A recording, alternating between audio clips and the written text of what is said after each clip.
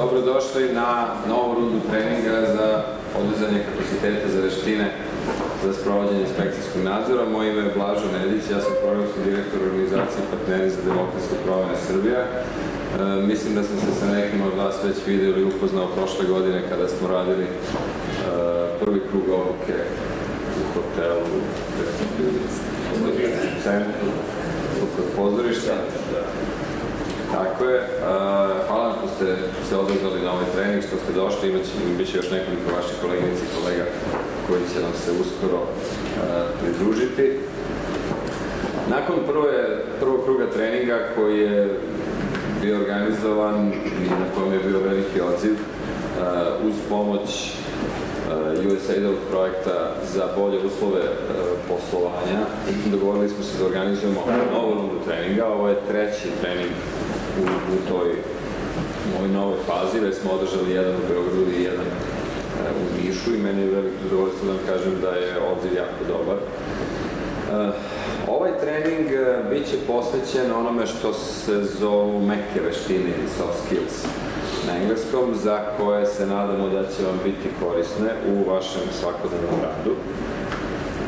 Tako da će se danas raditi sa nekim veštinama team buildinga, rada u timu, donošenja odluka i planiranja, a sutra ćemo se više posvetiti nekim naprednim veštinama komunikacije i u drugom delu sutrašnjeg dana ćemo se fokusirati na pregovaranje i jednu novu oblast, relativno novu oblast rešavanja sukoba u Srbiji, a to je medijacija, koja je nama vrlo bliska jer se u suštini time bavimo, to specijalizujemo i vrlo mi je bilo interesantno na treninzima u Beogradu i Nišu koji su do sada održani da čujemo i od vaših koleginica i kolega kojim sve oblastima bi ta medijacija mogla da bude korisna, što zaista ni meni nije bilo u prvom trenutku poznato dok to nisam čuo od njih. Tako da verujem da će vam i ova 2 dana biti zanimljivi. Radit ćemo interaktivno, radit ćemo puno vežbi i angažovanja će biti vašeg ovde. Sa nama će danas biti Radmila Radić-Dudić i Jarmila Bujko, koja će vam s vama raditi danas. Sutra će biti koleginica Dragana Ćuk-Milankov i ja. Kasnije ćete se svi ćemo se još jednom bolje upoznati i predstaviti. Sa tim ja bih ovaj uvodni deo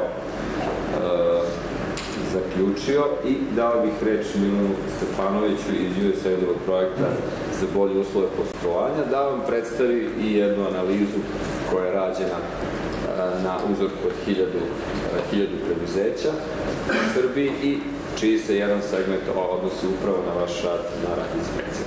Želim prijetan i uspešan rad. Hvala. Hvala, Blažo. Ja sam Milan Stefanović, da se već poznajemo, tako i ja već mogu da kažem da znam sve ili skoro sve tamo budžetska inspekcija ovde, sam, Vrnjačka banja, Poreska, tako pokrajinski sekretarijat, inspekcija rada, turistička, kolega iz Poreske, vi ste zaštite životne sredine, tako je. Da. Dobrodošli i na ovaj napredni trening za veštine za inspekcijski nadzor. Mi kada smo držali onu prvu turu treninga, na kraju u evaluaciji se pokazalo da su inspektori dosta pozitivno ocenili taj drugi dan i da su jednostavno bilo potrebe i molbe da se napravi jedan napredni trening da se produbi znanja i o komunikaciji, o donošenju odluka, o rešavanju sukoba, o nekim veštinama koje su potrebne za vršenje inspekcijskog nadzora, a uopšte korisne su ne samo i za nadzor, nego uopšte i za posao i za život. Nekako nije loše malo čuti i produbiti upravo ta znanja.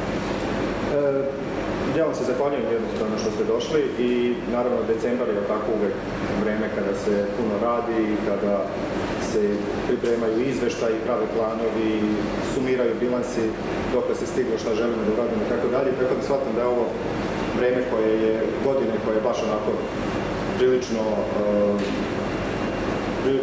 opterećuje ljude sa poslovnim obavezama. U tom smislu je li još veće je naše zadovoljstvo što ste izdvojili vreme za ovu odluku. Dakle, ukratko, da ne bi bilo samo moje uvodno pozdravljanje, a i da biste se upoznali sa anketom koja je sprovođena, ja sam ovdje izdvojio delove koji se odnose baš na inspekcijski nadzor. Kad se sprovodi neke mere, neke reforme, donose se zakoni i tako dalje, uvek se to meri na neki način i postoje određeni indikatori. Sad naša oblast inspekcijskog nadzora je dosta široka, ona obuhvata veliki broj inspekcija, tu sad je predviđeno skoro 40 na republičkom nivou, pa plus imamo i pokrajinske, lokalne i tako dalje, i nije sad u pitanju jedna oblast, jedna inspekcija, pa onda može tu da se izmeri po nekim indikatorima koji bi bili tipa koliko je sada traje postupak, koliko koraka mora da se preduzme i tako nešto, kao što, na primjer, radi se za građevinske dozvole, gde se tu tačno može videti i onda postoje baš ovako lestvice koje su dosta merljive. Ovde se prilično to zasniva na percepciji, na istraživanju javnog mnjenja, na stavovima stavovima javnog mnjenja, konkretno to su stavovi privrede.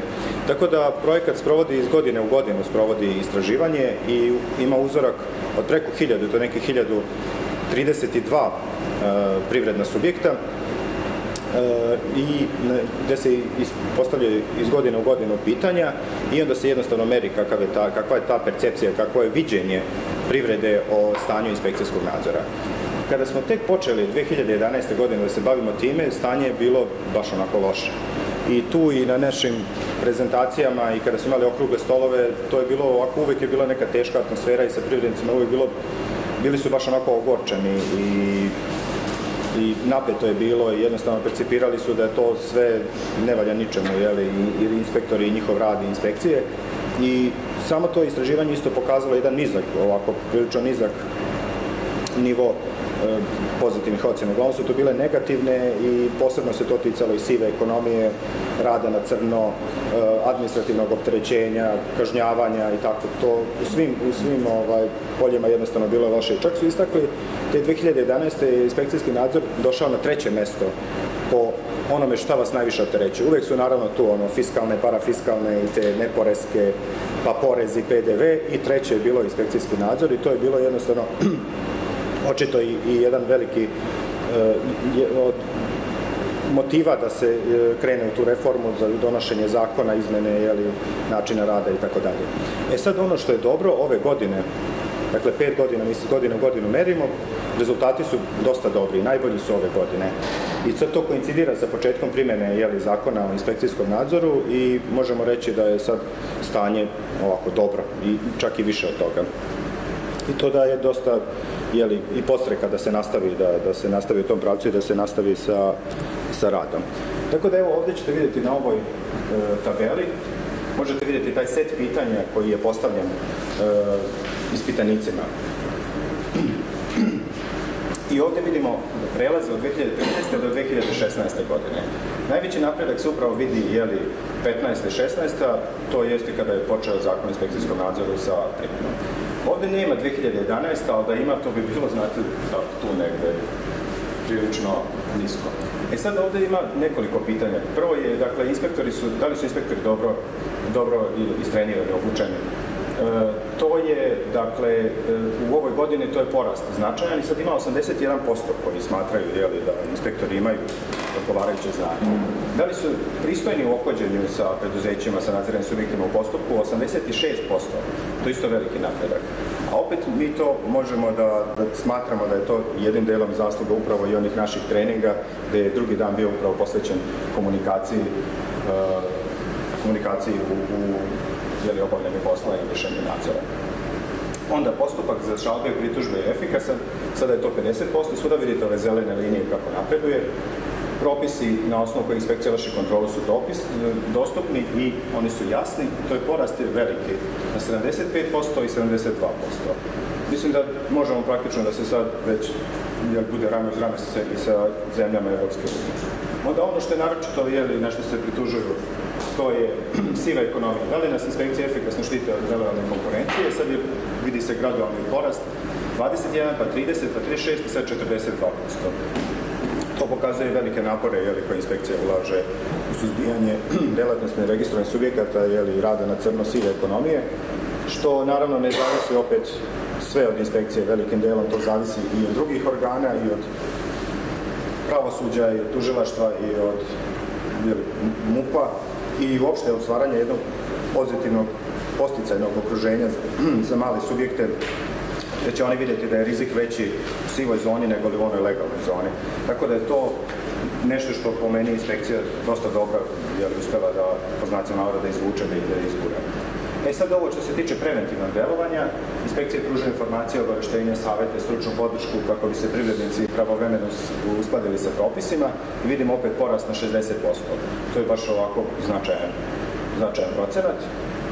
Isto s tim u vezi u pogledu pravila postupka, inspektori imaju nalog za nadzor koji nam predočavaju, porast za 10% poena na 72, što je isto veliko.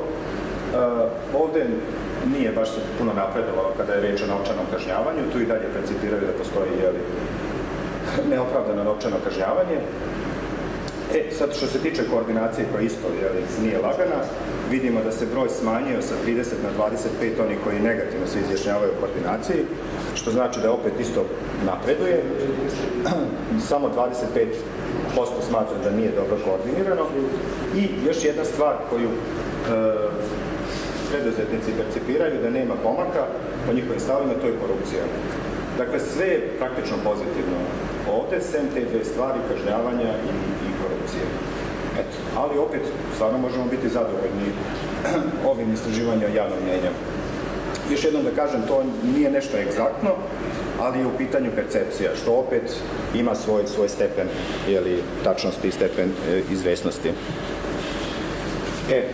Kada smo opet govorili o novčanom kažnjavanju, opet sad s druge strane, kada se uporede odgovori koji se tiču visine novčane kazne, tu dolazimo do rezultata da je od 2011. kada je bila prosječna kazna za preduzeće bila 2128 evra, došlo se do 983 evra. To je, dakle, onda zaista možemo vidjeti da pada i opterećenje kroz novčane kazne, ali da time dolazimo zaključka i da raste nivo zakonitosti. Te u tom smislu, dakle, neki objektivni pokazatelji govore o napretku.